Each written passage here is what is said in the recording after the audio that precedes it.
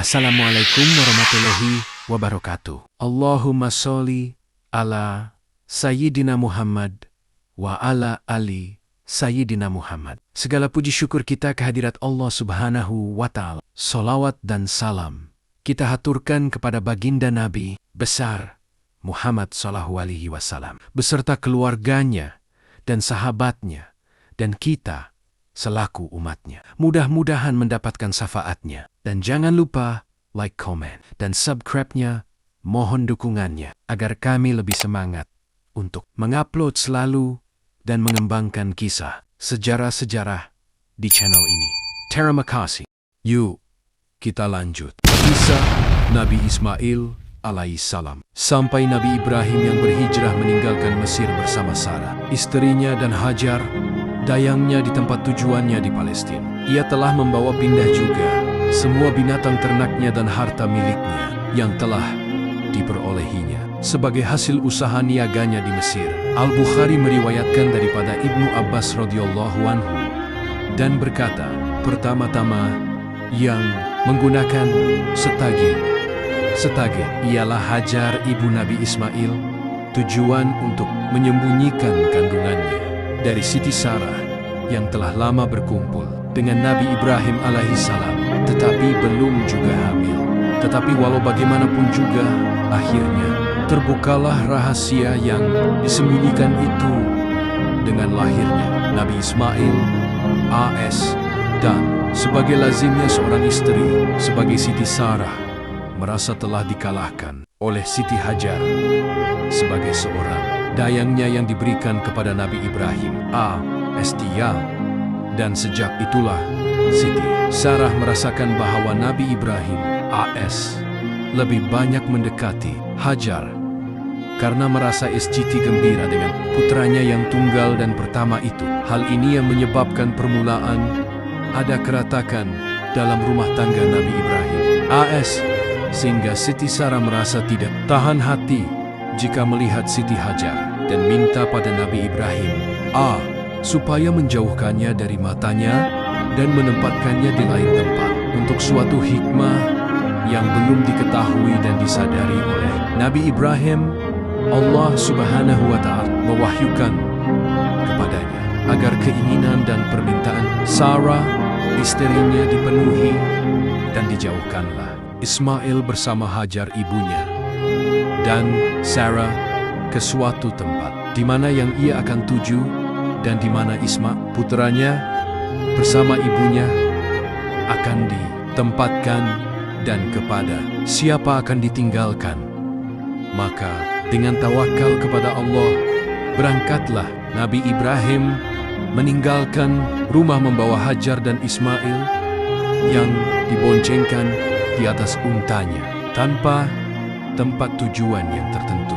Ia hanya berserah diri kepada Allah yang akan memberi arah kepada binatang tunggangannya. Dan berjalanlah unta Nabi Ibrahim dengan 3 hamba Allah yang berada di atas punggungnya keluar kota masuk ke lautan pasir dan padang terbuka di mana terik matahari dengan pedihnya menyengat tubuh dan angin yang kencang menghambur-hamburkan debu pasir. Ismail dan ibunya Hajar ditinggalkan di Makkah.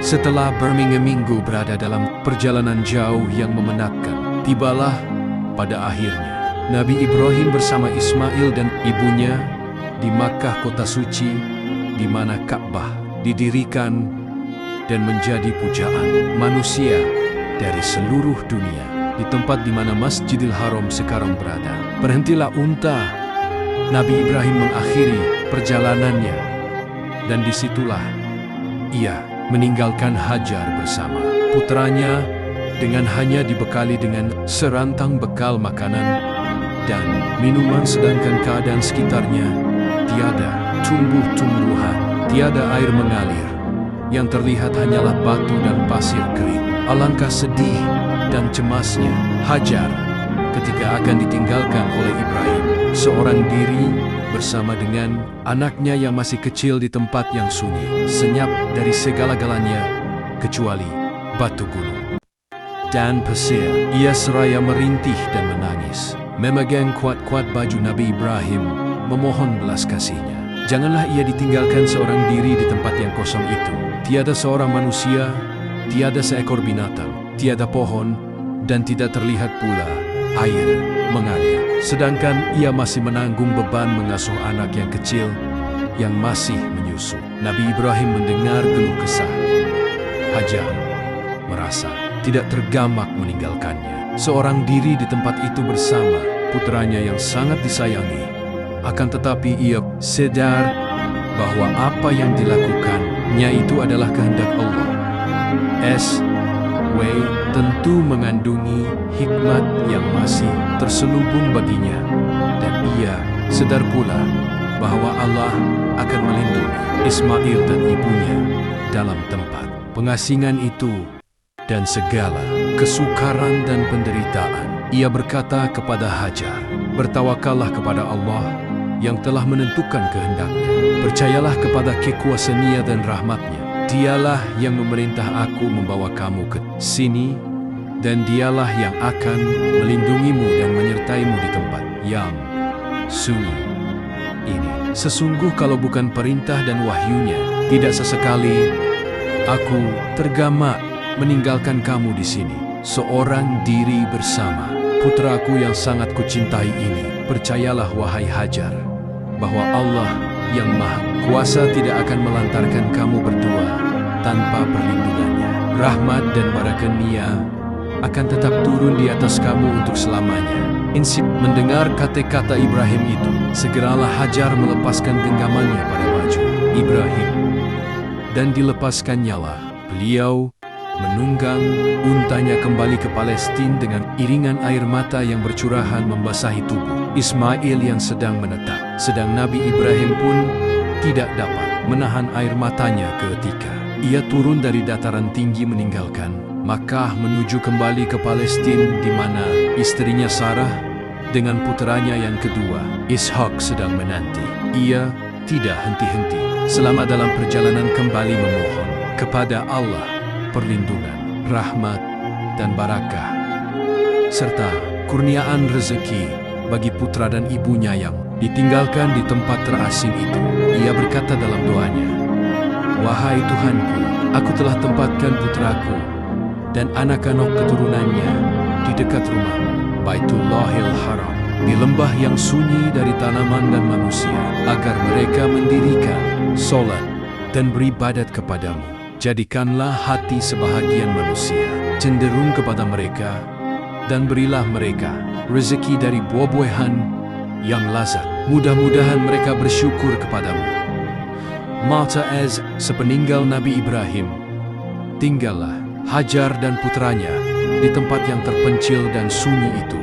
Ia harus menerima nasib yang telah ditakdirkan oleh Allah atas dirinya dengan kesabaran dan keyakinan penuh akan perlindungannya, bekalan makanan dan minuman yang dibawanya. Dalam perjalanan, pada akhirnya habis dimakan. Selama beberapa hari sepeninggalan Nabi Ibrahim, maka mulailah terasa oleh Hajar beratnya beban hidup yang harus ditanggungnya sendiri tanpa bantuan suaminya. Ia masih harus meneteki anaknya, namun air teteknya makin lama makin mengering. Disebabkan kekurangan makan, anak yang tidak dapat minuman yang memuaskan dari tetek ibunya mulai menjadi cerewet dan tidak henti-hentinya menangis. Ibunya menjadi panik, bingung dan cemas mendengar tangisan anaknya yang SGT menyayat hati itu. Ia menoleh ke kanan dan ke kiri, serta lari ke sana ke sini mencari sesuap makanan atau seteguk air yang dapat meringankan kelaparannya dan meredakan tangisan anaknya. Namun, sia-sialah usahanya. Ia pergi berlari harwalah menuju Bukit Syafa. Kalau ia boleh mendapatkan sesuatu yang dapat menolongnya, tetapi hanya batu dan pasir yang didapatnya di situ. Kemudian dari Bukit Syafa, ia melihat bayangan air yang mengalir di atas bukit Marwah, dan larilah.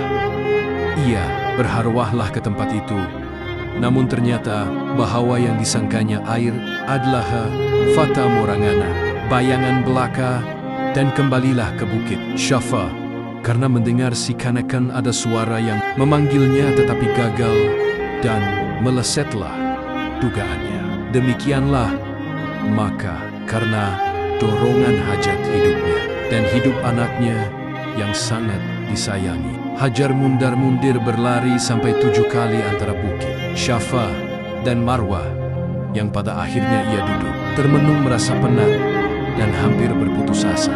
Diriwayatkan bahwa selagi Hajar berada dalam keadaan tidak berdaya dan hampir berputus asa kecuali dari rahmat Allah dan pertolongannya, datanglah kepadanya malaikat Jibril bertanya, "Siapakah sebenarnya engkau ini?" "Aku adalah hamba sahaya Ibrahim," jawab Hajar. "Kepada siapa engkau dititipkan di sini?" tanya Jibril. "Hanya kepada Allah," jawab Hajar. Lalu berkata Jibril, "Jika demikian, maka engkau telah dititipkan kepada Zat yang Maha Pemurah, lagi Maha Pengasih, yang akan melindungimu, mencukupi keperluan hidupmu, dan tidak akan mensia-siakan kepercayaan ayah putramu kepadanya." Kemudian diajaklah Hajar mengikutinya pergi ke suatu tempat di mana Jibril menginjakkan telapak kakinya kuat-kuat di atas tanah, dan segeralah memancur dari bekas telapak kaki itu air yang jernih dengan kuasa Allah. Itulah dia mata air Zam-Zam yang sehingga kini dianggap keramat oleh jemaah haji berdesakan sekelilingnya bagi mendapatkan setitik atau seteguk air daripadanya. Dan karena sejarahnya, mata air itu disebut orang injakan Jibril. Angkah gembiranya dan lega dada Hajar melihat air yang mancur itu. Segera ia membasahi bibir putranya dengan air keramat itu, dan segera pula terlihat wajah putranya segar kembali. Demikian pula wajah si ibu yang merasa SGT bahagia dengan datangnya mukjizat dari sisi Tuhan yang mengembalikan kesegaran hidup kepadanya dan kepada putranya sesudah dibayang-bayangi oleh bayangan mati kelaparan yang mencekam dada. Mancurnya air Zam-Zam telah menarik burung-burung berterbangan mengelilingi daerah itu. Menarik pula perhatian sekelompok bangsa Arab dari suku Jurhum yang merantau dan sedang berkhemah di sekitar Makkah. Mereka mengetahui dari pengalaman bahwa di mana ada terlihat burung di udara, nescaya di bawahnya terdapat air. Maka diutuslah oleh mereka beberapa orang untuk memeriksa kebenaran teori ini. Para pemeriksa itu pergi mengunjungi daerah di mana Hajar berada. Kemudian kembali membawa berita gembira kepada kaumnya tentang mata air Zam-Zam dan keadaan Hajar bersama putranya. Segera sekelompok suku Jurhum itu memindahkan perkhemahannya ke tempat sekitar Zam-Zam, di mana kedatangan mereka disambut dengan gembira oleh Hajar karena adanya sekelompok suku Jurhum di sekitarnya, Aim, jiran-jiran yang akan menghilangkan kesunyian dan kesepian yang selama ini dirasakan di dalam hidupnya berduaan dengan puteranya saja. Hajar bersyukur kepada Allah yang dengan rahmatnya telah membuka hati orang-orang itu cenderung datang meramaikan dan memecahkan kesunyian lembah di mana ia ditinggalkan sendirian oleh Ibrahim. Nabi Ismail sebagai kurban. Nabi Ibrahim dari masa ke semasa pergi ke Makkah untuk mengunjungi dan menjenguk Ismail di tempat pengasingannya bagi menghilangkan rasa rindu hatinya kepada putranya yang ia sayangi, serta menenangkan hatinya yang selalu rungsing bila mengenangkan keadaan putranya bersama ibunya yang ditinggalkan di tempat yang tandus, jauh dari masyarakat kota dan pengaulan umum. Sewaktu Nabi Ismail mencapai usia remajanya, Nabi Ibrahim Apamras mendapat mimpi bahwa ia harus menyembelih Ismail putranya. Dan mimpi seorang nabi adalah salah satu dari gara-gara turunnya wahyu Allah. Maka perintah yang diterimanya dalam mimpi itu harus dilaksanakan oleh Nabi Ibrahim. Ia duduk sejurus termenung, memikirkan ujian yang maha berat yang ia hadapi sebagai seorang ayah yang dikurniai seorang putra yang sejak puluhan tahun diharap-harapkan dan didambakan. Seorang putra yang telah mencapai usia di mana jasa-jasanya sudah dapat dimanfaatkan oleh si ayah. Seorang putra yang diharapkan menjadi pewarisnya dan penyambung kelangsungan keturunannya tiba-tiba harus dijadikan kurban dan harus direnggut nyawa oleh tangan si ayah sendiri. Namun ia sebagai seorang nabi, pesuruh Allah dan pembawa agama yang seharusnya menjadi contoh dan teladan bagi para pengikutnya dalam bertaat kepada Allah, menjalankan segala perintahnya dan menempatkan cintanya kepada Allah di atas cintanya kepada anak, istri, harta benda, dan lain-lain. Ia harus melaksanakan perintah Allah yang diwahyukan melalui mimpinya, apapun yang akan terjadi sebagai akibat pelaksanaan perintah itu. Sungguh amat berat ujian yang dihadapi oleh Nabi Ibrahim. Namun sesuai dengan firman Allah yang bermaksud, Allah lebih mengetahui di mana dan kepada siapa Dia mengamanatkan risalahnya. Nabi Ibrahim tidak membuang masa lagi, berazam niat tetap akan menyembelih Nabi Ismail, putranya, sebagai kurban sesuai dengan perintah Allah yang telah diterimanya. Dan berangkatlah serta-merta Nabi Ibrahim menuju ke Makkah untuk menemui dan menyampaikan kepada putranya apa yang Allah perintahkan. Nabi Ismail sebagai anak yang soleh, yang SCT taat kepada Allah dan bakti kepada orang tuanya. Ketika diberitahu oleh ayahnya maksud kedatangannya kali ini, tanpa ragu-ragu dan berfikir panjang berkata kepada ayahnya, "Wahai ayahku, laksanakanlah apa yang telah diperintahkan oleh Allah kepadamu. Engkau akan menemuiku insyaAllah sebagai seorang yang sabar dan patuh kepada perintah. Aku hanya meminta dalam melaksanakan perintah Allah itu, agar ayah mengikatku kuat-kuat supaya aku tidak banyak bergerak sehingga menyusahkan ayah. Kedua, agar menanggalkan pakaianku supaya tidak terkena darah yang akan menyebabkan berkurangnya pahalaku dan terharunya ibuku bila melihatnya. Ketiga, tajamkanlah parangmu dan percepatkanlah pelaksanaan penyembelihan agar meringankan penderitaan dan rasa pedihku. Keempat, dan yang terakhir, sampaikanlah salamku kepada ibuku. Berikanlah kepadanya pakaianku ini untuk menjadi penghiburnya dalam kesedihan dan tanda mata, serta kenang-kenangan baginya dari putra tunggalnya." Kemudian dipeluknyalah Ismail dan dicium pipinya oleh Nabi Ibrahim, seraya berkata, "Bahagialah aku mempunyai seorang putra yang taat kepada Allah, bakti kepada orang tua, yang dengan ikhlas hati menyerahkan dirinya untuk melaksanakan perintah Allah." Saat penyembelihan yang mengerikan telah tiba, diikatlah kedua tangan dan kaki Ismail, dibaringkanlah ia di atas lantai. Lalu diambillah parang tajam yang sudah tersedia, dan sambil memegang parang di tangannya, kedua mata Nabi Ibrahim yang tergenang air berpindah memandang dari wajah puteranya ke parang yang mengilap di tangannya.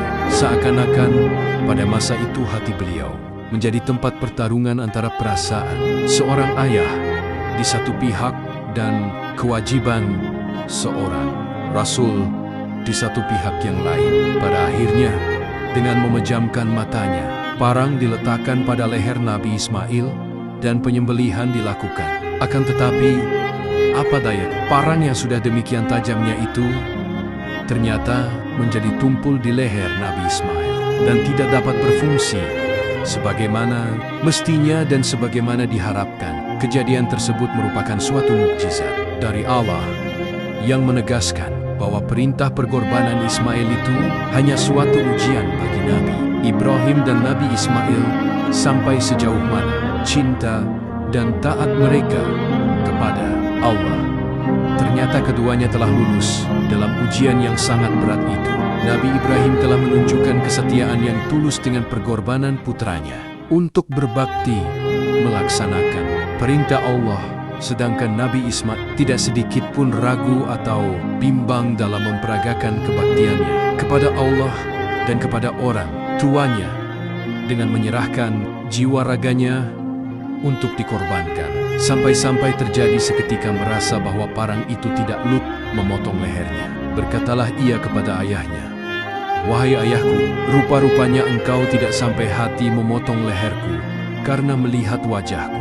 Cobalah telangkupkan aku dan laksanakanlah tugasmu tanpa melihat wajahku." Akan tetapi, parang itu tetap tidak berdaya mengeluarkan setitik darah pun dari daging Ismail, walau ia telah ditelangkupkan, dan dicoba memotong lehernya dari belakang. Dalam keadaan bingung dan sedih hati karena gagal dalam usahanya menyembelih putranya, datanglah kepada Nabi Ibrahim wahyu Allah dengan firman-Nya, "Wahai Ibrahim, engkau telah berhasil melaksanakan mimpimu. Demikianlah kami akan membalas orang-orang yang berbuat kebajikan. Kemudian sebagai tebusan ganti nyawa." Ismail telah diselamatkan itu. Allah memerintahkan Nabi Ibrahim menyembelih seekor kambing yang telah tersedia di sampingnya, dan segera dipotong leher kambing itu oleh beliau dengan parang yang tumpul di leher putranya Ismail itu. Dan inilah asal permulaan sunnah berkurban yang dilakukan oleh umat Islam pada tiap hari raya Idul Adha di seluruh pelosok dunia. Semoga kita bisa mengambil hikmahnya di dalam sejarah ini dan menjadi hamba Allah yang soleh, taat kepadanya dan Rasul-Rasulnya. Sekian dari kami. Semoga bermanfaat. Wa Allahu alam bishawab. Wassalam.